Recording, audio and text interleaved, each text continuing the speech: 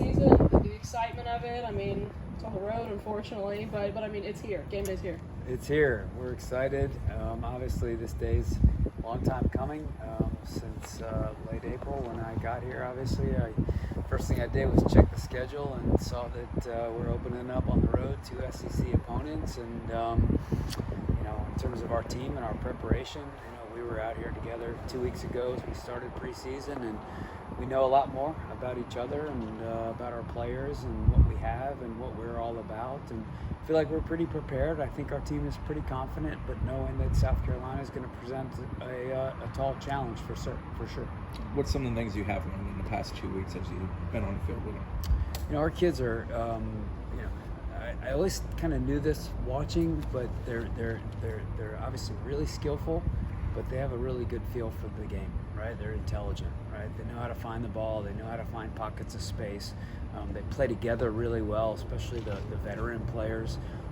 So there are a lot of small things that don't need to be taught, right? Because they just feel it. And so for me, it's just finding out what do they need to hear from me and what do they not need to hear from me, and then what are the things that we want and expect from them. So I think those are the biggest things, and I think on the other end, obviously, they've learned a lot about me and my coaching style and how I treat them and speak to them and empower them, and what our expectations are. From your experience with South Carolina, just at Tennessee, what do they present? What challenges do they have, and then what are some of the players they have coming back? Yeah, they're always a stingy team, and especially at home. They're very good at home. We were fortunate and won at their place last year, and I think that was their first SEC home loss in 2 or 3 years at least, and they don't give up many goals. Very organized, always been an organized team. And they're a soccer playing team, and I told our team this morning in video. I said, Thursday nights can be a soccer game. South Carolina, they are one of the better possession teams in the SEC, and as I was saying that, there were a lot of heads nodding. I think our kids were happy about that, right? They want to play soccer, and so I think that's what we're going to see. They have Jalissa Harris back, who is probably one of the top defenders in the league. She'll be a fifth-year senior this fall. Returning goalkeeper in Hines, target forward in Kat Berry back, and some seniors, or not seniors, senior leadership maybe in the midfield, and Claire Griffiths, who is probably a fifth-year senior, and the kid out of Canada, Chang, who's back as a senior, I believe. So they'll be a veteran team, organized, tough to break down, and good with the ball, and tall challenge. And then probably in front of, 2,000 or 3,000 people. It'll probably be a pretty ruckus crowd. Obviously, we are the #1 team in the country, and they're a top 15 team. It's a home Thursday night. I would imagine it's going to be a tough environment. What's been like the biggest transition for you from Tennessee to here as a program as a whole, and as your individual coaching style as well? That's a monster question. It's a good question, but it's a monster question. I think the first thing, and this is when you take over any team with only 16 days to prepare, right? They are who they are. We are who we are, and and like I've said before, it's their team, right? And so I'm just trying to get to know them as players and people. Trying to play off of their strengths, right? They're the players, right? Players win games, players make plays, and so it's our job as coaches to take the players we have and put them in the best position possible to win games. Yet at the same time, I still have to be me, and so if me likes to do certain things and play certain ways, I got to find the ways to implement that. And I've made it very clear to our kids, we're not going to change just to change, right? We want them comfortable. The more comfortable they are, the faster they're going to play, and that's what it's all about, right? Even if it's moving the ball backwards quickly, there's value in that. If it means moving the ball forward quickly, there's value in that, and not thinking, just playing. And so I think those have been the biggest things. And then in terms of me and my style, I think my fingerprints are starting to kind of be on this a little bit, but You know, again, that's any coaching transition, and this coaching transition is obviously so unique because these guys are the reigning national champions. I'm not stepping into a situation where a coach has been fired and the world needs to be turned upside down.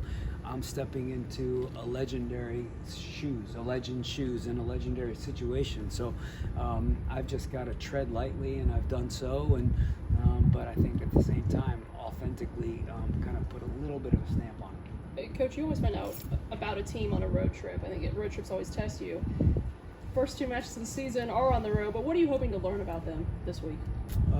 You know, we're going to have to deal with a tough environment. Both are going to be tough environments. You know, these are really good programs, and they're committed to being great. And they're both in small college towns where the towns kind of galvanize behind the program. So we're going to play in front of, you know, a ruckus crowd in both places as the #1 team in the country. How are we going to deal with that?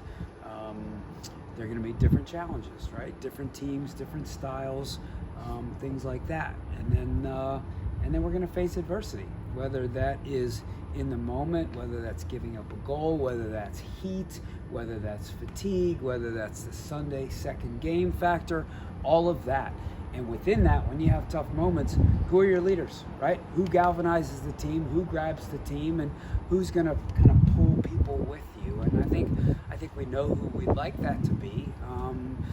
I think, you know, when the going gets tough, you really kind of learn about people and individuals and groups of people. So we'll learn a lot this weekend. You mentioned the first practice, you know, that they were just ready to practice and kind of get on the field. How, when you're looking around, how much are they looking forward to just finally playing soccer again, whether it's Mark Krikorian or Brian Pensky, just being Florida State soccer again? I'll tell you what, these kids love to play. And we have had, I think, 2 or 3, actually 2 scrimmages lightninged out in our first practice. You guys were here that night, lightninged out. So when we go in the locker room and we tell them, sorry guys, we can't play today, I mean, they're devastated. They are devastated. And then we talk about, okay, do you guys want to go tomorrow morning? You want to wait till tomorrow morning? I don't even finish the sentence and they're telling me tomorrow morning, right? They want to play as quickly as possible. They love to play. They're junkies. All of them are absolute junkies, right? Who love to play. They understand the game. They want to watch the game, all of it. So they'll be chomping at the bit. And I'm confident they've been really good for 2 weeks here, whether it's training or in some of these exhibition games. But I'm pretty confident I'm going to see another level out of them Thursday night. Coach, we talked about the back line earlier, but it looks like you're going to have at least 1 or 2 true freshmen back there. How nervous does that make you? What do you think about that? Yeah, I think you know, you're right. We'll have 1 or 2 true freshmen, but next to a couple of veterans, which gives me a little bit of comfort. One of the freshmen who may start was here in the spring, and I think she doesn't play like a freshman, right? Heather Gilchrist is, you know, you talk to her and you feel like you're talking to a 25-year-old woman. Really, she's a mature kid. She's a very intelligent kid. I think she's got a little bit of ice in her veins. She's physically tough. She's mentally tough. And again, go back to the atmosphere piece, right? We've got to be composed. It's going to be a tough environment. It's going to be a tough atmosphere. We're all going to make mistakes. We got to take deep breaths when those happen, rebound from them, have a little bit of amnesia, and just keep plugging away. What did you learn from the scrimmages that you had? You mentioned a couple of them were rained out, but you did have some good competition. Yeah, I mean we have good players. You know, we have good players from the front to the back. You know, some of the passing that went on, and quick one-touch passing, and the vision that we have, and whether it's little tiki-taka, you know, kind of short combinations or balls in behind. You know, Jenna Neiswanger is a really good player, and I'm looking forward to her having a breakout year. Clara Robbins getting on the dribble and her ability to pass, and Leilani's really tough, and Heather Payne can run with the ball really well out of the back. I mean, we've got a lot of talent. Beata, her movement up top as a central striker, she's really intelligent. And I asked her, I said, tell me about those movements. Is that something that you were coached growing up, or is that just from watching the game and your own instinct and your own feel? And she gave herself a little pat on the back and said, it's me, and I totally trust that. That kid's got a great brain. So I learned that we've got a lot of talent, and we're a good team, and As long as we've got our foot on the pedal, I think we could be a pretty good team. And you've had some players who've had to move around to